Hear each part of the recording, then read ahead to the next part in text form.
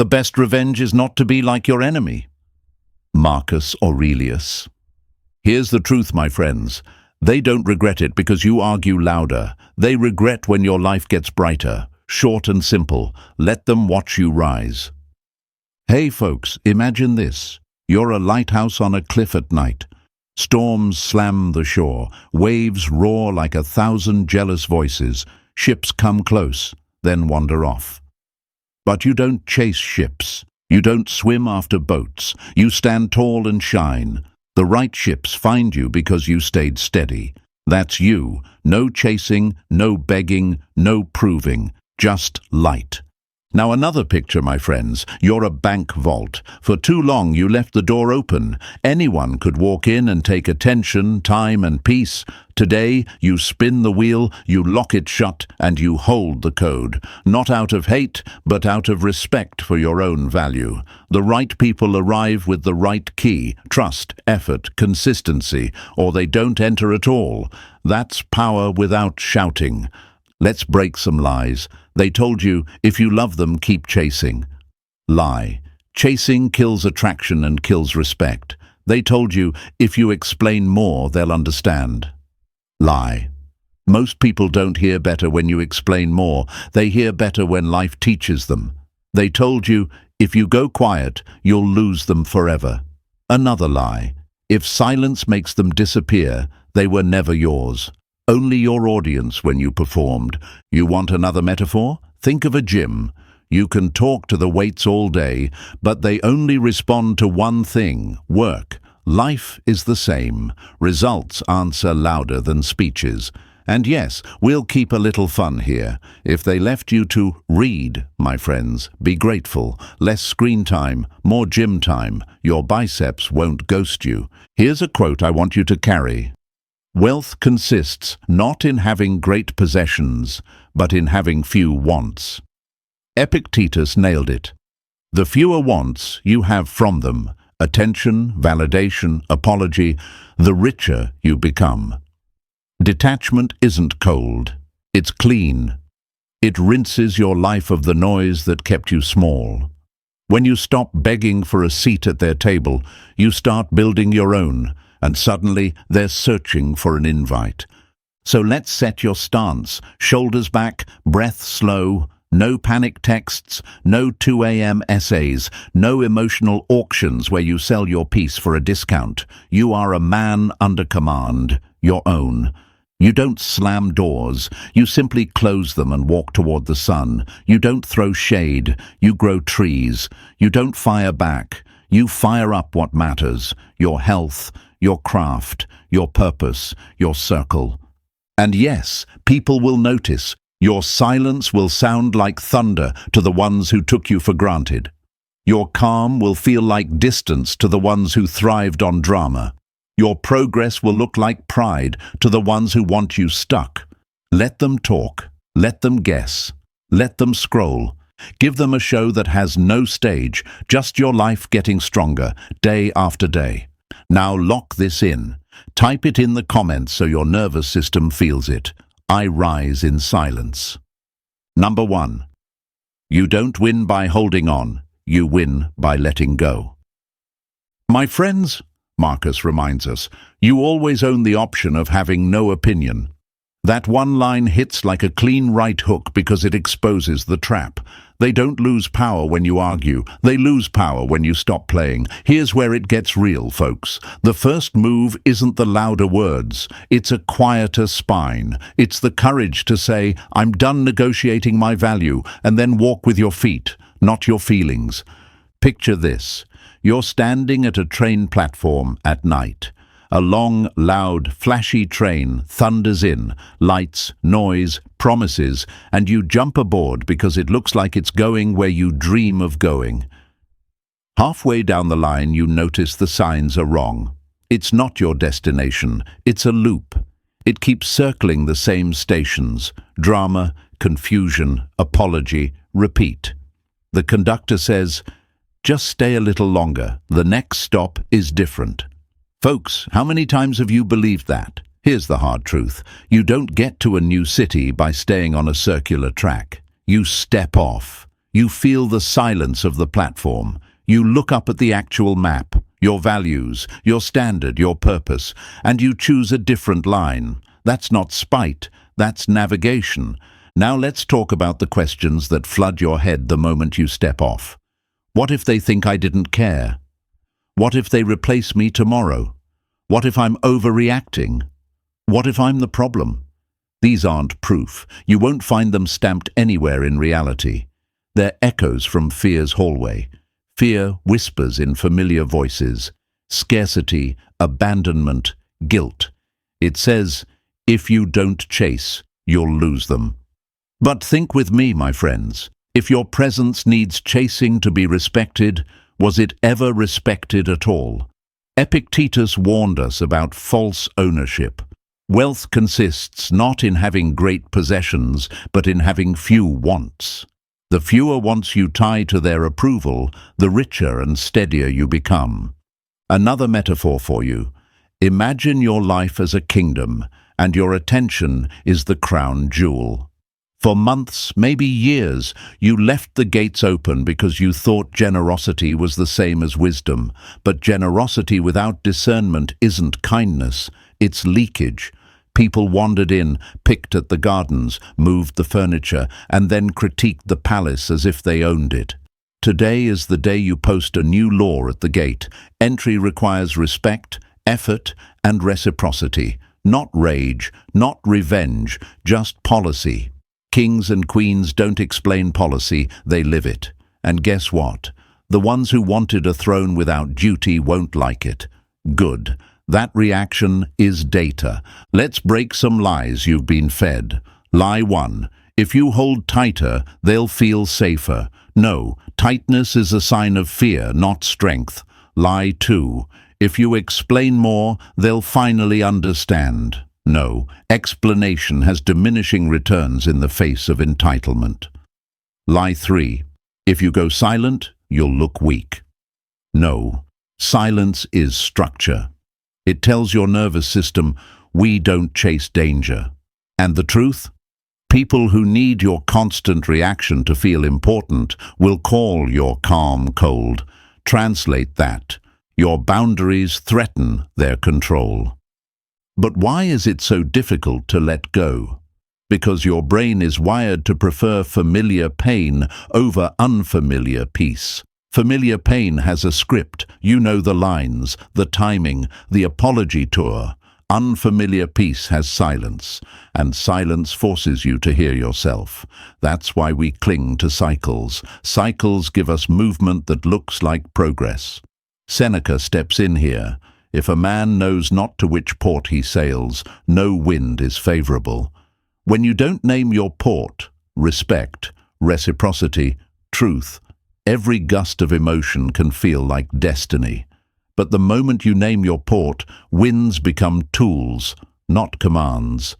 Here's where dark psychology explains the shift. Humans are magnetized to what they cannot easily control. When you stay, plead, or bargain, your value becomes predictable, and predictability without respect becomes boredom.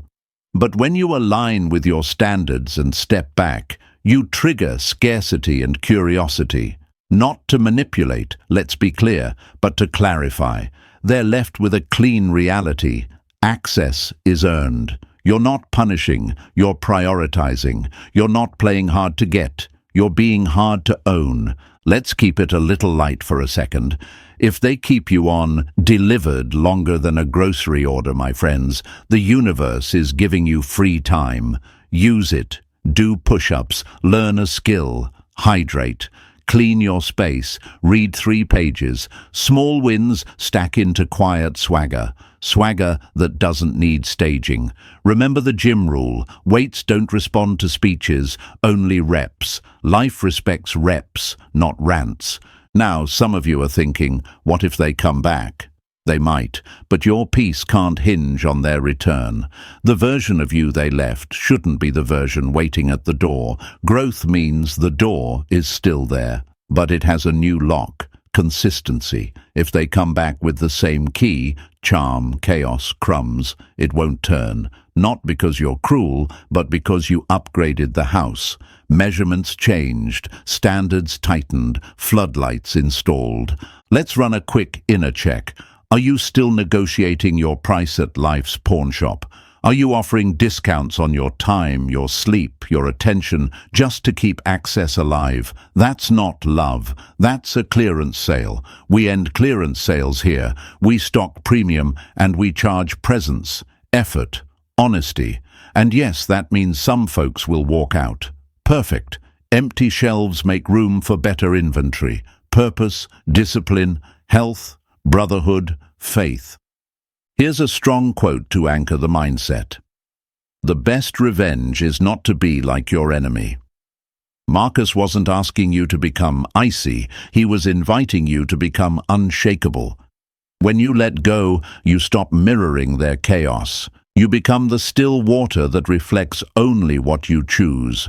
The ones who fed off your reactions will call that boring. Good. Boring to chaos means safety to your soul. So breathe with me. Deep in through the nose, long out through the mouth. Shoulders drop, jaw unclenches. You're not behind. You're not late. You're right on time to set the tone. Gentle heart, iron boundaries. No midnight novels, no status check pings, no prove me wrong challenges. Just clean lines and forward steps. When fear snarls, what if letting go makes them forget you? Answer, if letting go erases me, I was never seen, only used. We'll finish this point with a promise and a preview. Promise, letting go won't break you, clinging will. You will miss what was familiar, but you won't miss who you became. Preview, next, we're going to make silence do the work your words could never do. How to turn feedback deprivation into leverage, without games, without spite, and without losing your center. Lock it in with me in the comments, short and solid. I let go. Type it so you feel it. Show them, show yourself, show the world around you. Your standards have arrived. Number 2. Silence isn't emptiness, it's strategy. You always own the option of having no opinion. Marcus Aurelius. That line hits like a hammer, my friends, because it gives you permission to stop explaining yourself to people who only listen to win. Silence is not weakness. Silence is you choosing the terms. It's you stepping out of a rigged courtroom and taking your case to a higher judge. Your standards, your peace, your future. Folks, if words were going to fix it, they would have fixed it by now. Silence is not quitting, it's switching tools. Picture this. You're a boxer who keeps swinging at shadows. The opponent isn't even in the ring anymore. They're in your head. Every time you send a paragraph, every time you fire a just to clarify, you're punching air while they collect points. Now imagine you drop your gloves, walk to your corner, and sit.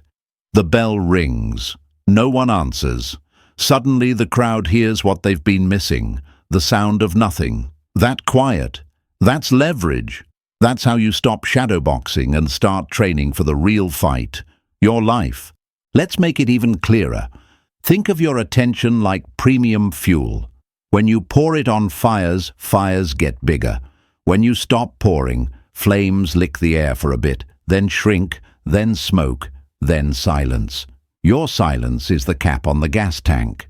No more leaks. And sure, they'll kick the can, rattle the pump, tap their foot.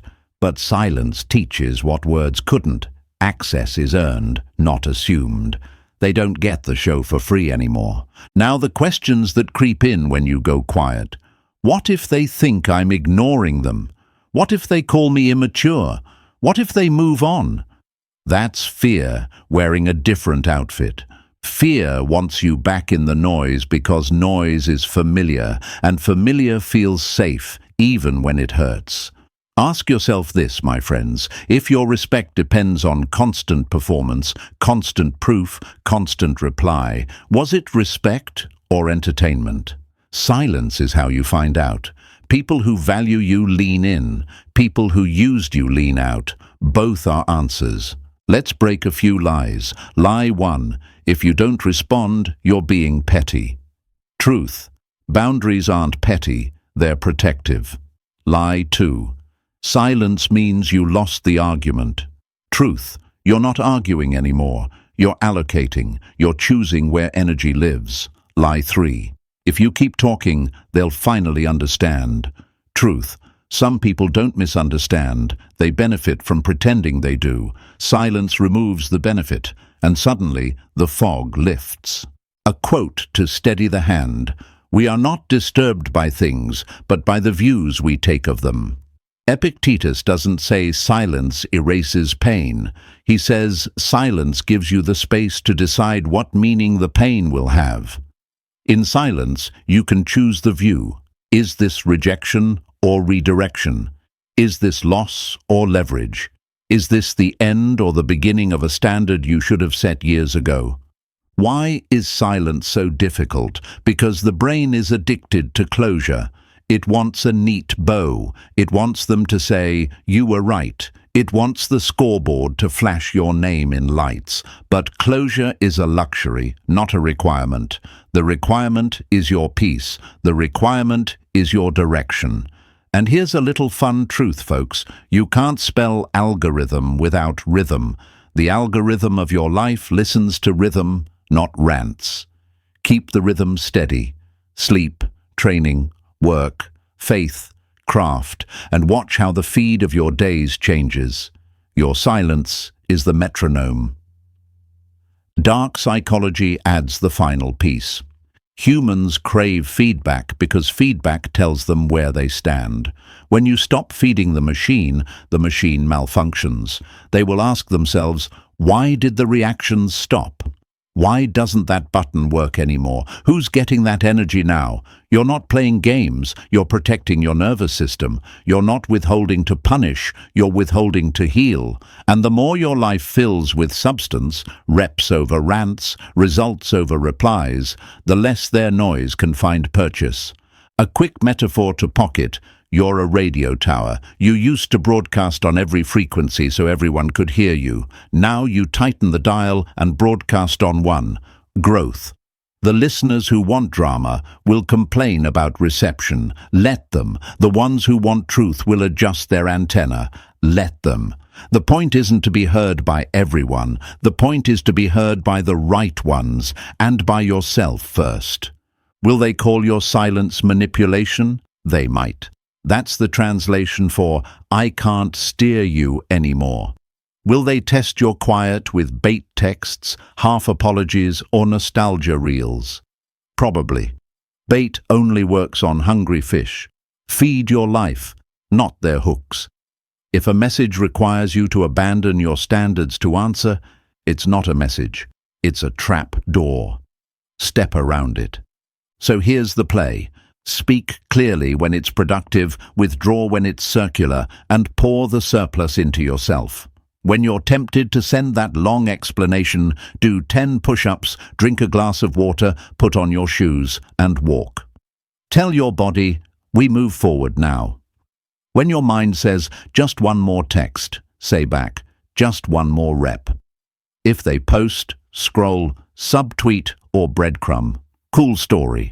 Your story is the gym chalk on your hands, the sweat on your shirt, the book open on your desk, the prayer whispered before bed. Silence is not empty. It's a workshop.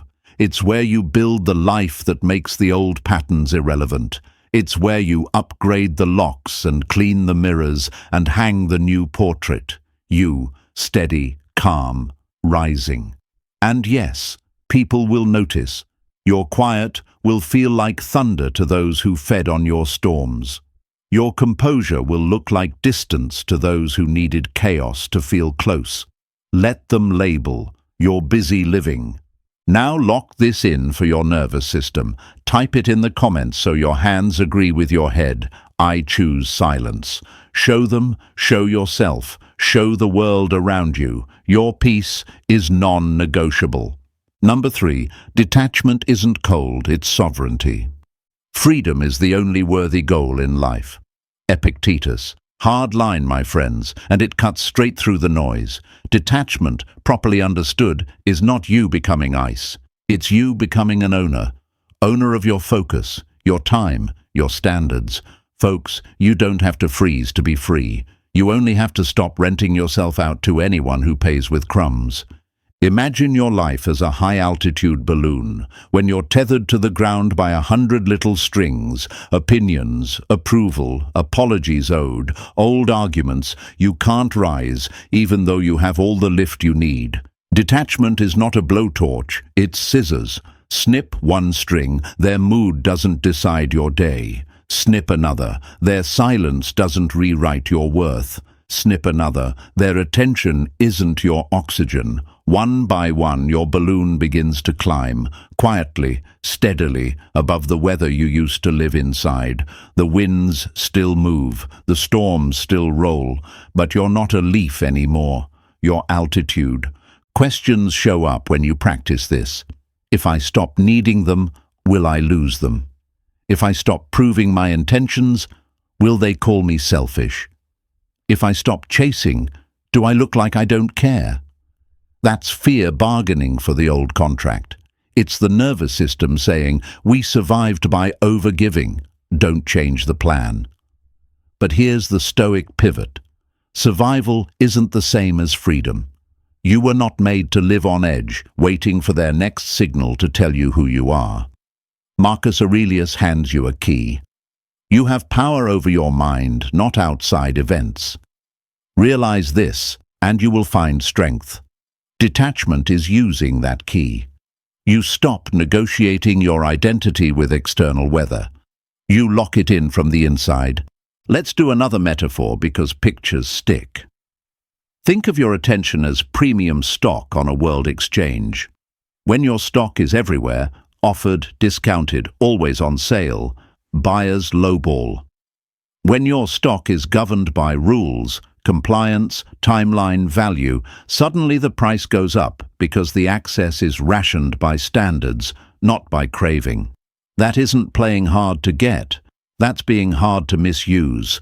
The moment you accept that your energy is a finite asset, you stop spending like a lottery winner and start investing like a steward. Now we break some lies. Lie 1. Detachment means you don't feel. False. Detachment means you don't trade your feelings for approval. You can care deeply and still say no. Lie 2. Detachment is manipulation. False. Manipulation hides motives. Detachment clarifies them. Your motive is peace, purpose, and reciprocity, stated up front. Lie 3. If you detach, they'll think you're arrogant. Maybe. Translation: they're used to getting your yes at a discount. Boundaries feel like arrogance to people who profited from your availability. Why is detachment difficult? Because we're wired to equate closeness with safety, even when closeness is chaotic. The body craves familiar patterns more than healthy ones, and the mind confuses intensity for intimacy. Seneca's wisdom calls you out of that fog. If a man knows not to which port he sails, no wind is favorable. Name your port: mutual effort, respect, and truth. Once your port is named, detachment is simply navigation, steering away from waters that sink you, no matter how beautiful the shoreline looks. Dark psychology adds the lens. Humans value what isn't guaranteed. When you ground yourself in standards and stop overextending, you activate the scarcity effect. Again, not to toy with them, but to respect yourself. Your attention is no longer a faucet, it's a well with a gate. The ones who were drinking for free will call the gate unfair. The ones who understand value will ask for terms. Detachment separates those two groups in days, not months. Keep it a little light. If they keep sending half messages like coupons, limited time attention, 15% effort, use code MAYBE. Detachment politely declines the discount. You're not a clearance rack, you're a custom build. Measurements taken, materials chosen, timeline honored, no rush jobs, no exposure as payment. Folks, even your phone has a do not disturb mode. You're allowed to have one too. Here's the behavior shift you'll feel. The first few days of detachment, you'll itch to explain. You'll draft texts in your head that sound noble and tidy. Stop. Explanation is a bridge for the other person to keep crossing into your space without paying the toll of change. Detachment removes the bridge and builds a gate. You're not cruel. You're clear. If they want passage, the toll is reciprocity, consistency, and respect over time, not a speech, behavior. Let's anchor with one more quote. Wealth consists not in having great possessions, but in having few wants. Epictetus again. Detachment reduces wants until your wants align with reality. You want what you can control, your habits, your schedule, your inputs. Suddenly, the world stops being a judge and becomes a mirror. Your life reflects your choices, not their reactions. That's sovereignty, being the one who names the values and lives them, even when it costs you applause. What happens to them when you detach? They either step up or step out. Both outcomes are gifts. If they step up, your standards calibrate the connection. If they step out, your standards protect you from a longer loss. You can't lose when your compass is at peace. And yes, they may toss bait, nostalgia, flattery, envy triggers, silence tests. Detachment doesn't bite. It smiles, returns to the plan, and invests in what returns compound interest. Health, craft, faith, brotherhood, purpose. So breathe, shoulders relaxed, eyes forward. You're not performing maturity, you're practicing it. You don't need their apology to proceed. You don't need their clarity to be clear. You don't need their permission to protect yourself. Folks, the crown sits straighter when the head stops nodding.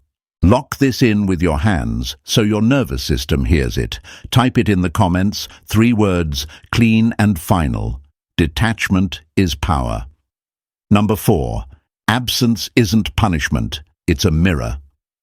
It is not that we have a short time to live, but that we waste a lot of it. Seneca. Hard line, my friends, and it lands because absence exposes waste. Wasted chances, wasted respect, wasted effort you kept pouring into a bucket with holes. When you step back, calmly, cleanly, without a speech, your absence holds up glass. They don't see you anymore, they see themselves, and that's where reality finally has to answer. Picture this. You're a stage crew who kept fixing the spotlight for a performer who never learned their lines. Every night you dim your own light to make theirs look bright. Then one evening you step off the stage, pull the spotlight with you, and close the door. The theater is the same, the audience is the same, but without your light, the missed cues show, the empty lines echo, and the silence gets honest. That's absence. No insults, no arguments, just the removal of the light that was hiding the truth. Another image for the toolbox. Think of a bathroom mirror after a hot shower, fogged over, blurry. When you keep arguing, over-explaining, chasing, you're basically adding steam to the glass. No one can see anything. Your absence is the open window. Air moves, fog clears, the real face appears. Habits, patterns, choices. Not to shame them, folks, but to make the view accurate. You can't fix what you won't face. Absence forces the face to appear. Here come the questions that try to drag you back into the fog. What if they say I abandoned them? What if they call me cold? What if stepping back makes me the villain? That's fear projecting a courtroom that doesn't exist. Marcus Aurelius gives you a compass. You have power over your mind, not outside events. Translation: you control the mirror you hold, not the story they tell about it. Absence is not a verdict, it's visibility. People who want truth will use it. People who want comfort will resent it. Either way, clarity rises. Let's break some lies that keep folks trapped. Lie 1. If you pull back, you're playing games. No. Games hide motives. Absence clarifies them. Your motive is steady. Peace, reciprocity, reality. Lie 2. If you stay present, you can manage the outcome. No, presence without boundaries just manages your exhaustion. Lie 3. If you leave the space, they'll never learn. Backwards, as Epictetus said, it is impossible for a man to learn what he thinks he already knows. While you were there cushioning the fall, they never felt gravity. Absence introduces gravity. Why is absence so difficult? Because the nervous system craves immediacy. It wants you to fix the discomfort right now. Send a text, make a call, deliver a speech. But wisdom trades immediacy for integrity. Seneca again. If you don't pick a port, no wind is favorable. Your port is reality. Reality needs silence and distance to separate signal from noise. In absence, patterns get loud. Late replies become no replies. Half effort reveals itself as no effort. Affection that only shows up when you're leaving shows up right on time, transparent and late. Let's put some dark psychology language on this. When you remove your reactions, you remove their feedback loop. That loop used to function like a lab lever. They push, a breadcrumb, a half apology. You pull, a paragraph, reassurance, access. Remove your lever, and their system has to recalibrate. Not to toy with them, let's be clear, but to stop subsidizing what doesn't serve either of you. Absence is an audit. It shows what's solvent and what's debt. Keep a little fun in the mix. If they fire a "you've changed" text after you set a boundary, treat it like a software update note. Yes, bugs fixed, battery life improved, performance optimized. Folks, you're allowed to patch your life. Version 1.0 of you overfunctioned. Version 2.0 respects battery health. Mechanically, here's what absence does for you. First, it returns your attention to your life's dashboard. Sleep, training, craft, faith, finances, brotherhood. These dials were blinking red while you were busy being someone else's generator. Second, it gives your emotions time to decelerate. Feelings are like freight trains. You can't stop them on a dime without a wreck. Distance builds the runway. Third, it reveals who shows up without summons. People who care adjust. People who used you accuse. You'll feel the itch to jump back in when the mirror starts reflecting discomfort, nostalgic songs, old photos, the "remember when" reel. Breathe. That's withdrawal from overexposure, not a sign you're wrong. Withdrawal wants a fix. Wisdom wants a plan. Your plan is simple. Stay out of the fog, invest in the basics, and let time separate habit from headline. As the mirror clears, you'll see it. You were doing two jobs, yours and theirs. Absence hands theirs back. Here's a quote to steady the steering. The best revenge is not to be like your enemy. Marcus gives you permission to choose dignity over drama. Your absence isn't a slammed door. It's a closed one with a sign that reads, "Knock with consistency, not chaos." That's not cruelty, that's quality control. What happens to them in your absence? If they're sincere, they'll inventory their part, they'll repair without applause, and they'll ask for the standard in plain language. If they're not, they'll throw glitter at the mirror, distractions, triangles, quick hits of attention. Glitter looks shiny until you realize it sticks to nothing. The mirror stays clean, glitter slides right off. Now for you, because this whole thing is for you, your absence recovers your self-respect. You stop defining yourself by whether you can keep them comfortable and start defining yourself by whether you can keep yourself congruent. Epictetus again. Wealth, few wants. Fewer wants from them means more room for wants that build you. Discipline, purpose, mastery. You're not icing them out, you're thawing yourself out. So stand where you are, feet grounded, shoulders unlocked. You don't owe a monologue, you owe yourself a mirror that tells the truth. If truth brings them closer, good. Now you're dealing with someone real. If truth sends them away, also good. Now you're not dealing with your own fantasy. Either way, your life just got more honest, which means it just got more powerful. Number 5. Comparison doesn't lie, it weighs. If it is not right, do not do it. If it is not true, do not say it. Marcus Aurelius. Hard line, my friends, and it matters here because comparison is where truth stops arguing and starts weighing. This is the quiet math that regret can't escape. When you step back and rise, life puts them in a room with a scale, what they had versus what they have now.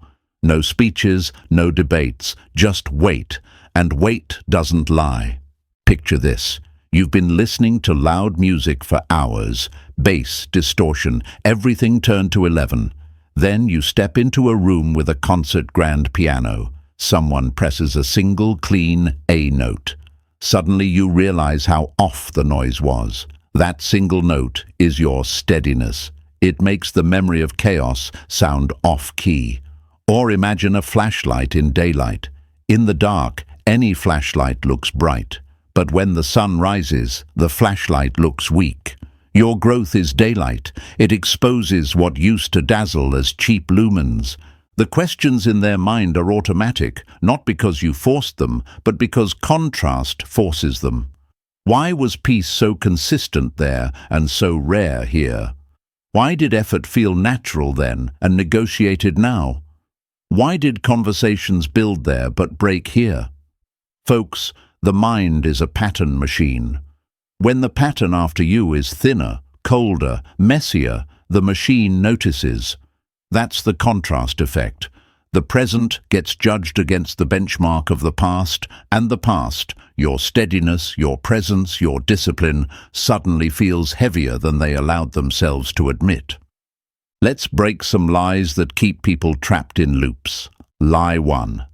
Everyone is replaceable. No, roles are replaceable, standards aren't. When a person carried a standard, honesty, consistency, calm, replacing the body doesn't replace the baseline. Lie 2. Time heals everything. Time doesn't heal what truth keeps reopening. If the new reality underperforms, time becomes a scoreboard for regret. Lie 3. If they moved on quickly, you didn't matter. Fast movement is not deep movement. Some folks sprint to avoid the mirror.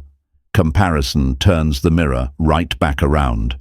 Epictetus gives you clarity. We are not disturbed by things, but by the views we take of them.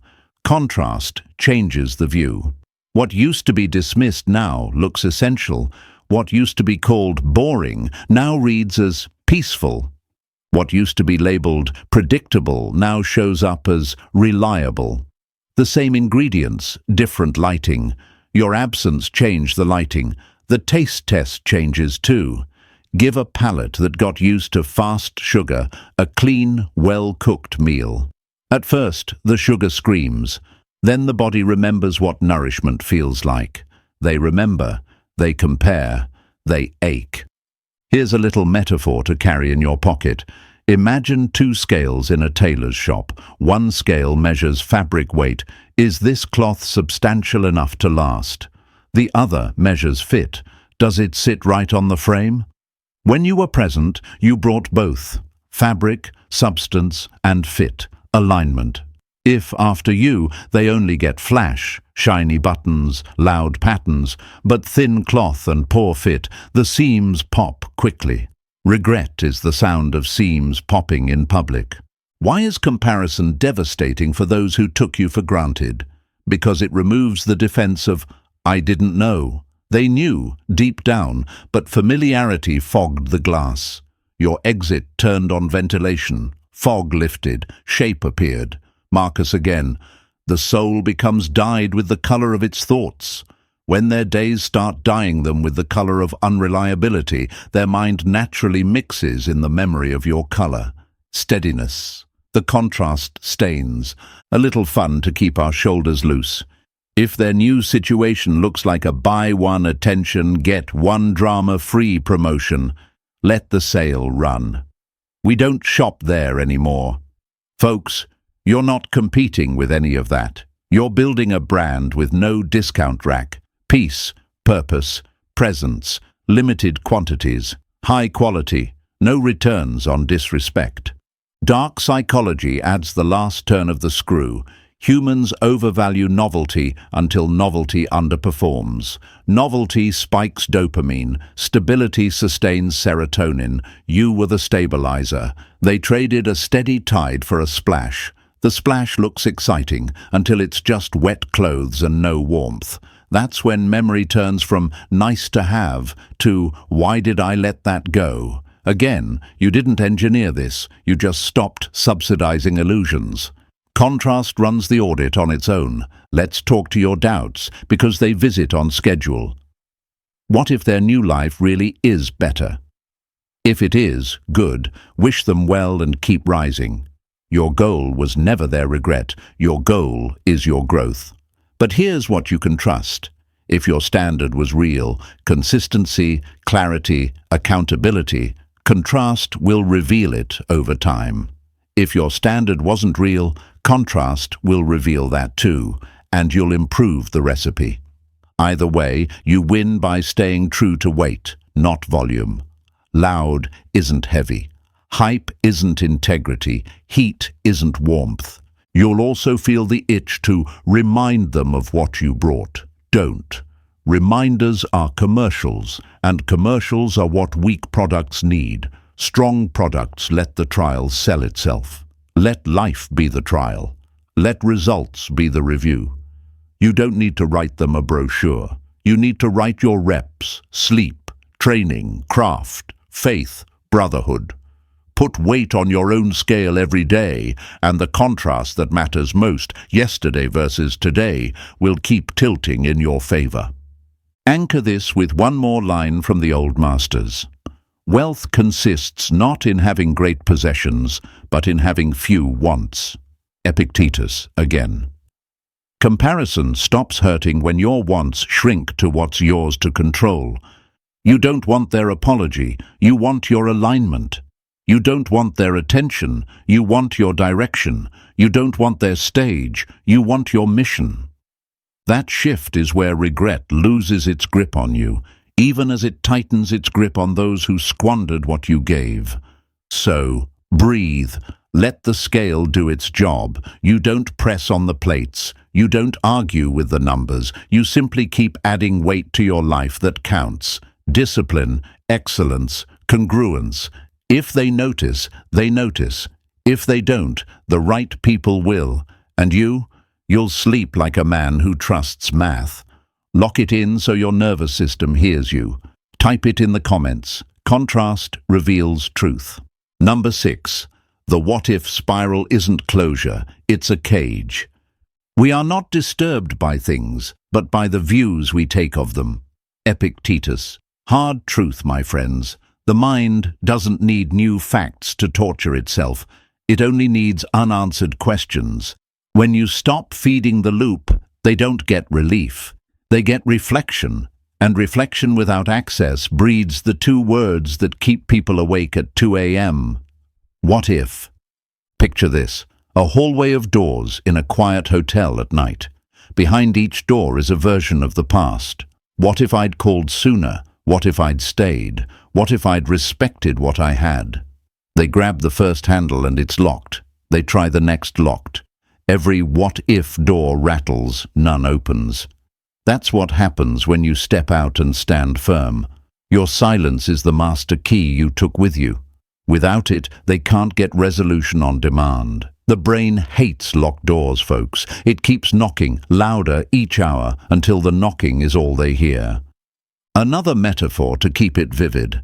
Think of a browser with 20 tabs open, all playing different music at low volume. That's the what-if spiral. Noise stacked on noise. When you were reactive, you were the tab they could click to mute. When you detach, the mute button disappears, and the soundtrack of doubt gets louder. Not to punish them, but because reality is finally louder than reassurance. Now come the questions they won't say out loud. What if I misjudged their worth? What if I can't replace that steadiness? What if they're truly done? What if they don't even think about me anymore? These aren't curiosities. These are anchors. Each one adds weight to a mind that wants to stay light about consequences. Marcus Aurelius hands you the frame. You have power over your mind, not outside events. You exercised that power. You stopped performing closure for people who used your explanations as anesthesia. Without that anesthesia, their nerves wake up. Awake nerves ask hard questions. Let's break a few lies that drag good people back into the cage. Lie 1. If I answer their questions, everyone can move on. No, some questions are fishing lines, not bridges. Answer 1 and 3 more lines cast out. Lie 2. If I give them closure, they'll respect me more. Respect doesn't grow in soil that refuses accountability. It grows where consequences meet humility, and that can't be delivered on your timeline. Lie 3. If I don't respond, I'm heartless. Detachment isn't cruelty, it's clarity about what your nervous system can carry. You're not a 24/7 customer service desk for someone else's history. Why is the what-if spiral so sticky? Because the brain is built for pattern completion. It hates unfinished shapes. It will invent lines to complete them. That's why they rewrite scenes, reframe arguments, reread old messages. But invented lines don't match reality's geometry, and the mismatch hurts. Seneca gives the exit. If a man knows not to which port he sails, no wind is favorable. You chose a port, peace, purpose, reciprocity. The spiral offers winds without a destination. You don't board that ship anymore. Dark psychology explains the rest. Ambiguity amplifies obsession. When access was easy, they could reset their emotions by poking your reactions. When access is earned, or gone, their mind must sit with itself. Sitting with self is where the what-if multiplies. What if I never get that access back? What if they've outgrown me? What if my leverage was always an illusion? The ego hates that math, but the math holds. You didn't create their spiral, you simply stopped interrupting it. Keep a little humor so the shoulders drop. When the late-night "you up" message arrives after weeks of silence, treat it like a software pop-up. Remind me later or never ask again. Hit never ask again. Your life just removed a notification you never needed. Folks, even your phone gives you "do not disturb." You're allowed to be human about it. Here's the hard part for you. You will feel the tug to soothe, to send one more gentle explanation to calm their storm. But every gentle explanation that replaces accountability extends the storm. You're not their weather app.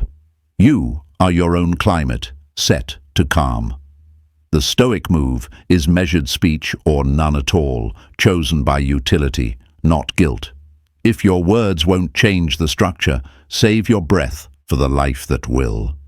Mechanically, this is how you win the moment temptation hits. First breath, in through the nose for 4, hold for 4, out through the mouth for 6. Second move, name the urge. I want to relieve tension. Third move, redirect to action. 10 push-ups, cold water, a paragraph from a book, shoes on, quick walk. Tell your body, we complete loops with action, not arguments. The ritual rewires the craving. Over time, the brain will associate the urge to text with the habit to train. The spiral loses its audience. What if they truly need closure? If they truly do, they'll bring humility, not bait, specifics, not fog, consistent repair, not episodic emotion. You'll recognize the difference because it won't demand you abandon your boundaries to qualify. Marcus again, the best revenge is to be unlike your enemy. You're not cold, you're consistent. You're not cruel, you're clear. Clarity closes your loops even when theirs stay open. And what happens to them as you hold this line? The adrenaline of novelty fades, the high of denial dips, and the math of comparison starts running in the background. You won't hear the calculations. You'll feel the peace of not doing them. They will meet their own teacher, time. Time doesn't scream, it tallies. And every tally asks the same question. What if I let go of something I can't replace? Stand tall here. You don't chase echoes down hallways. You don't rattle locked doors for anyone. You walk toward daylight. Training, craft, faith, brotherhood, mission. Your life is the only loop worth closing. And yes, they'll watch. The open tabs in their head will play your highlight reel while you're busy shooting the next scene. That's not arrogance. That's gravity. Things that rise attract attention. You just don't sell tickets anymore. Lock it in so your nervous system hears it. Type it in the comments. I close open loops. Press the like button. Subscribe so this message keeps showing up when you need it. Thank you for watching.